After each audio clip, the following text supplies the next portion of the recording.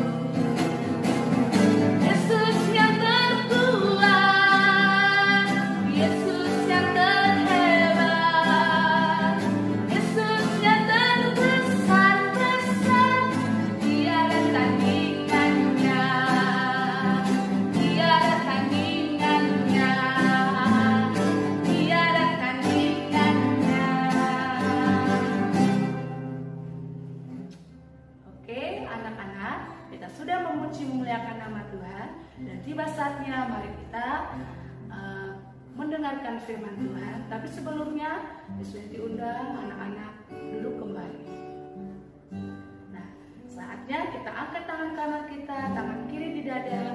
Mari kita memuji memuliakan nama Tuhan. Kita angkat lagu pujian kita, Bapa Muda.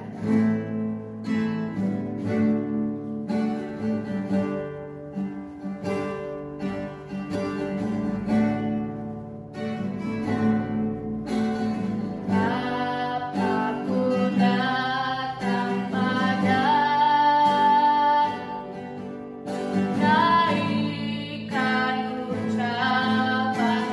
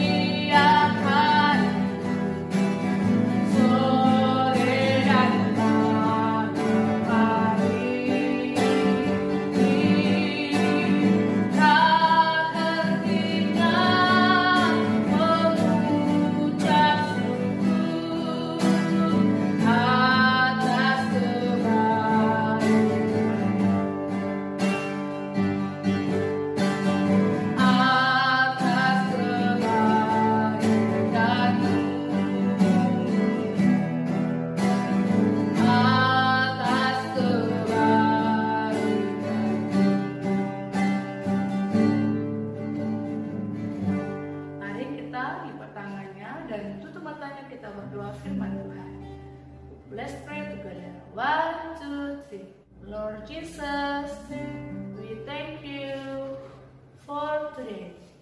It's time for us to listen your word. Bless us, bless our teacher, and bless our friend. In the name of Jesus, we pray. Haleluya. Amen.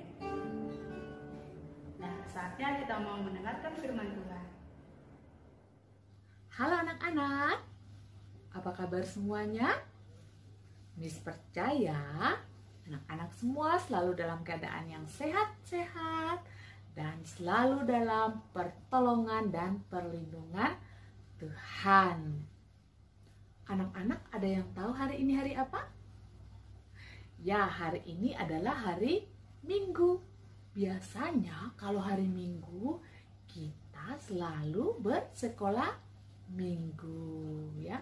Kita memuji, memuliakan nama Tuhan dan bersama-sama belajar tentang firman Tuhan. Anak-anak sudah siap mendengarkan firman Tuhan? Kalau sudah siap, Miss mau anak-anak semua untuk duduk yang tenang. Sebelum Miss Christine bercerita, seperti biasa Miss mau mengajak anak-anak semua untuk menyebutkan bersama definisi karakter pengampunan. Yang sudah bisa, sama-sama ya kita sebutkan. Pengampunan adalah mengampuni dan melupakan kesalahan orang yang menyakiti saya dan tidak mendendam. Ayat hafalannya dari Matius 6 ayat 14. Karena jikalau kamu mengampuni kesalahan orang, Bapamu yang di surga akan mengampuni kamu juga. Anak-anak, hari ini adalah hari Minggu yang sangat spesial. Kenapa sangat spesial? Karena hari ini juga kita memperingati dan merayakan Hari Raya Paskah. Ada yang tahu apa itu Hari Raya Paskah? Ya, Hari Raya Paskah adalah hari di mana kita merayakan dan memperingati hari kebangkitan Tuhan Yesus dari kematiannya. Anak-anak, 3 hari sebelum Tuhan Yesus bangkit, Tuhan Yesus harus merasakan sakit terlebih dahulu. Tuhan Yesus disiksa, dipukul, dicambuk, kaki dan tangannya dipaku, disalib. Yesus harus mengalami kematian. Lalu Yesus dikubur dalam sebuah gua. Itu semua Tuhan Yesus lakukan untuk menebus dosa dan kesalahan kita semua. Karena Tuhan Yesus begitu mengasihi Miss Christine dan anak-anak semua. Dengan Tuhan Yesus disalib, kita semua mendapatkan anugerah pengampunan. 3 hari kemudian, Yesus bangkit dari kematiannya, yang kita peringati hari ini sebagai Hari Raya Paskah. Sebelum Miss Christine melanjutkan ceritanya, Miss Christine mau bertanya, siapa di antara anak-anak yang punya idola? Ada yang mengidolakan Upin Ipin? Atau mungkin anak-anak ada yang mengidolakan Superman? Atau Doraemon? Satria Baja Hitam? Atau Gatot Kaca? Atau ada yang suka nonton Putri Sofia? Ada yang mengidolakan? Nah, pasti anak-anak semua punya idolanya masing-masingnya. Ada juga yang mengidolakan papa mamanya. Ada yang mengidolakan papa mamanya? Harus ya anak-anak mengidolakan juga ya papa mamanya. Seperti anak-anak yang mempunyai idola, murid-murid Tuhan Yesus pada saat itu, mereka semua mengidolakan Tuhan Yesus. Namun setelah Tuhan Yesus disalib dan mati, dikubur, murid-murid yang mengidolakan Tuhan Yesus menjadi ketakutan. Mereka mengurung diri di dalam kamar. Mereka takut untuk keluar. Karena jika mereka keluar, mereka takut nanti ditangkap. Tapi walaupun ada murid-murid yang takut, ada juga loh murid-murid Tuhan Yesus yang memberanikan diri untuk keluar dari rumah. Siapakah dia? Ya, di Alkitab diceritakan bahwa pagi-pagi benar ada seorang perempuan bernama Maria Magdalena. Siapa namanya tadi? Ya, Maria Magdalena. Maria Magdalena dan teman-temannya, mereka datang ke kuburan Yesus. Mereka membawa rempah-rempah minyak untuk mengurapi dan meminyaki Yesus. Namun ketika mereka sampai di kuburan, mereka sangat kaget karena pintu kuburan Yesus sudah terbuka dan penjaga-penjaga yang menjaga kuburan Yesus menjadi ketakutan. Ketika Maria Magdalena dan teman-temannya bertanya satu dengan yang lain, siapa yang menggulingkan pintu kubur itu? Ketika mereka bertanya dan bertanya, anak-anak, ada malaikat Tuhan yang nampak pada saat itu. Pertanyaan mereka dijawab oleh malaikat Tuhan. Malaikat Tuhan bilang, "Mengapa kamu mencari Dia yang hidup di antara orang mati? Ia tidak ada di sini. Ia telah bangkit. Ingatlah," kata malaikat Tuhan, "apa yang telah dikatakannya kepadamu ketika Ia masih di Galilea." Yaitu bahwa anak manusia harus diserahkan ke tangan orang-orang berdosa dan disalibkan, tetapi akan bangkit pada hari yang ketiga. Anak-anak, kenapa ya malaikat Tuhan berkata seperti itu kepada Maria Magdalena dan yang lainnya? Malaikat Tuhan mau mengingatkan Maria Magdalena dan teman-temannya bahwa janji Tuhan Yesus itu tidak palsu. Janji Tuhan Yesus itu ya dan amin.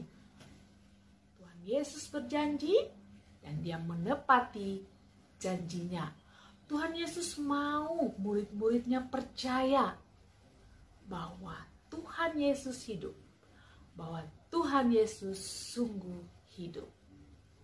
Malaikat Tuhan memerintahkan Maria Magdalena dan teman-temannya untuk pergi memberitakan kepada murid-murid yang lain bahwa Tuhan Yesus telah bangkit dari kematiannya. Dan pada saat itu anak-anak Maria Magdalena dan teman-temannya bergegas, mereka berlari, mereka memberitahukan kepada murid-murid Tuhan Yesus bahwa Tuhan Yesus sudah bangkit. Anak-anak tahu, ada loh murid-murid Tuhan Yesus yang tidak percaya kalau Tuhan Yesus sudah bangkit dari kematiannya. Tetapi ada satu murid Tuhan Yesus yang tanpa basa-basi dia bergegas, dia berlari menuju kuburan Yesus, dia masuk ke dalam gua dan dia melihat bahwa tubuh Tuhan Yesus sudah tidak ada lagi di situ, yaitu Petrus. Nah, anak-anak, sampai dengan hari ini masih ada juga orang yang tidak percaya kalau Tuhan Yesus sudah bangkit dari kematiannya. Ada juga yang percaya. Sama seperti murid-murid Tuhan Yesus tadi. Ada yang percaya kalau Tuhan Yesus bangkit. Ada juga yang tidak percaya. Nah, kita mau pilih yang mana? Tentunya kita mau seperti Maria Magdalena yang percaya bahwa Tuhan Yesus sudah bangkit dari kematiannya. Dengan kebangkitan Tuhan Yesus, kita semua diajak untuk tidak lagi mengulangi kesalahan kita. Misalnya tadinya kita suka berbohong sama mama papa. Mulai hari ini kita belajar untuk tidak berkata bohong lagi.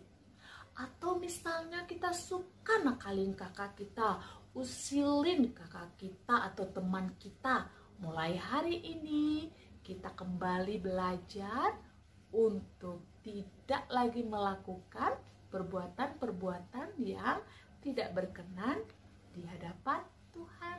Kita belajar menjadi anak yang jujur, kita belajar menjadi anak yang baik.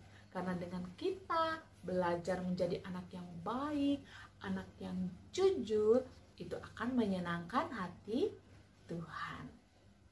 Dengan kita percaya akan kebangkitan Tuhan kita Yesus Kristus, Tuhan mau hidup dalam hati kita. Tuhan mau menjaga kita dan memberitahu kita tentang hal-hal baik, hal-hal yang benar untuk kita lakukan dalam hidup kita. Siapa yang mau hidup bersama Tuhan? Angkat tangannya. Ya, kita semua mau hidup bersama Tuhannya, menjadi anak Tuhan yang luar biasa, menjadi anak Tuhan yang hebat tentunya. Anak-anak, sampai di sini ya cerita Miss Christine untuk hari ini. Kita bersyukur karena kita memiliki Tuhan yang luar biasa, Tuhan yang begitu mengasihi kita, yang memberi kita pengampunan dengan cara Dia disalibkan, mati, dan dibangkitkan. Nah, untuk mengakhiri ibadah kita pada hari ini, Miss Christine mengajak anak-anak semua untuk lipat kedua tangannya, tutup matanya, kita berdoa. Tuhan Yesus, terima kasih karena Engkau telah mati dan bangkit demi menebus dosa dan salah kami. Kami percaya ya Tuhan bahwa Tuhan Yesus begitu mencintai dan mengasihi kami. Betapa besar kasih-Mu bagi hidup kami ya Tuhan. Ajar kami ya Tuhan agar senantiasa dalam hidup kami selalu menunjukkan cinta kami kepadamu Tuhan sampai kami besar nanti. Mampukan kami semua ya Tuhan untuk selalu mengasihi-Mu sepanjang hidup kami melalui perkataan dan perbuatan kami ya Tuhan. Terima kasih Tuhan Yesus, dalam nama Tuhan Yesus kami berdoa dan mengucap syukur. Haleluya, amin. Nah anak-anak, sampai jumpa lagi. Tuhan Yesus memberkati.